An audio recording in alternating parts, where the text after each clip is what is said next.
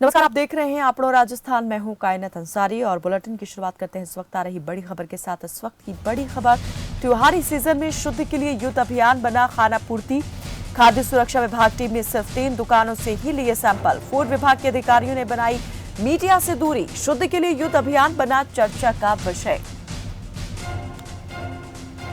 शुद्ध के लिए युद्ध अभियान चर्चा का विषय बनकर रह गया है। सिर्फ खाना पूर्ति ही विभाग अधिकारियों ने इस मामले में की है। फूड विभाग अधिकारियों ने मीडिया से भी बनाई इस मामले में दूरी। खाद्य सुरक्षा के इस अभियान पर, खाद्य सुरक्षा विभाग के इस अभियान पर उठ रहे अब सवाल। ज्यादा जानकारी देंगे हमारे सहयोगी हरिराम। हरिराम, जरा बताएं कि आखिर कैसे बनकर रह गया ये अभियान सिर्फ खाना पूर्ति।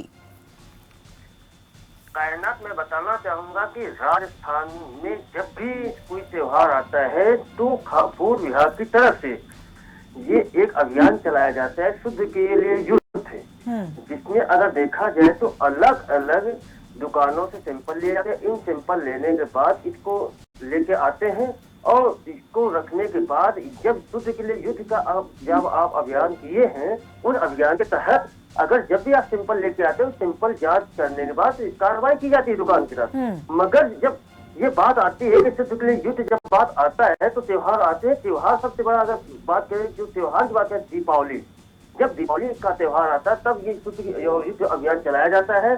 और इन दुकानों के बाद मिठाई की दुकान हो या किसी खाद्य पदार्थ की दुकान हो, उनसे सैंपल लिया जाता है। सैंपल लेके इनके ऑफिस में रखे जाते हैं। उन सबको देखते हुए अगर हम बात करें, जैसे एक आया रेनवाल के मामले, रेनवाल में भी यही अभियान चला है। अभियान के द्वारा जब मिठाई लेके आए हैं तो मीडिया इनसे जब मुलाकात करना चाहे, मीडिया बात करना चाहती है तो ये मीडिया से दूरी बनाते हैं। उन सबको दूरियों को देखते हुए अगर हम बात करें एवरेस्टो संदीप अब्राम की बात करें, उनसे जब मीडिया बात करना चाहे तो मीडिया से दूरी बनाए। अगर हम दीपक कुमार से बात करना चाहे, इनसे दूरी बनाई गई। उन सबको देखते हुए राजस्थान का ये अभियान हमेशा से शुद्ध के लिए युद्ध के लेके सैंपल लेके इसको रख देते हैं और तार पे रख देते हैं, तभी दुकान पे कार्रवाई नहीं हो पाती। हरिनाम, ये जो सामने आ रही है बात कि सिर्फ 3 ही मामले दर्ज किए गए हैं, ये कितने वक्त के अंदर 3 मामले दर्ज हुए हैं? कहां से सैंपल कलेक्ट किए गए? क्या शिकायतें नहीं मिल रही विभाग को इस तरह से घटिया सामग्री से सामान बनाए जाने की, या फिर कार्रवाई नहीं की जा रही? बिल्कुल, ये बहुत बड़ा खेल होता है। इन सबको देखते अगर हम बात करें, जैसे केंद्रीय दल की बात करें तो चाहे सीमोत्सव की बात करें, जो अगर प्रथम डॉक्टर नरोत्तम शर्मा की बात किया जाए कि ये ऊपर से नीचे ये बहुत बड़ा खेल है।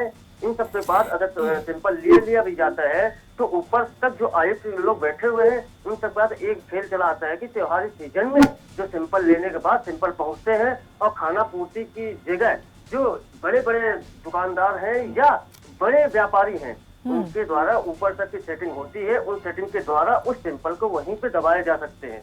और दूसरी बात ये भी देखा गया है कि त्योहारी सीजन में चाहे मावा को देख लो, मावा अभी कुछ दिन पहले मावा के लिए हुआ था, उसकी जब तहकीकात की गई थी तो 1 से 1.5 लाख टन जो बाहर जा रहे थे उनको भी देखा गया था। जो मावा 260 रुपए किलो और 280 रुपए किलो जो इसकी रेट है, उनको 170 रुपए रेट लगाकर अगर बाहर बेचा जा सकता है।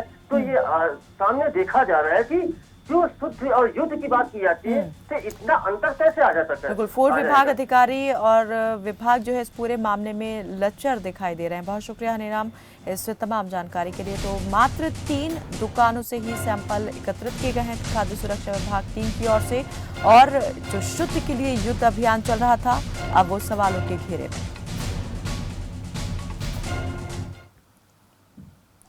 हनुमानगढ़ के अबोहर नवा बाईपास पर बनने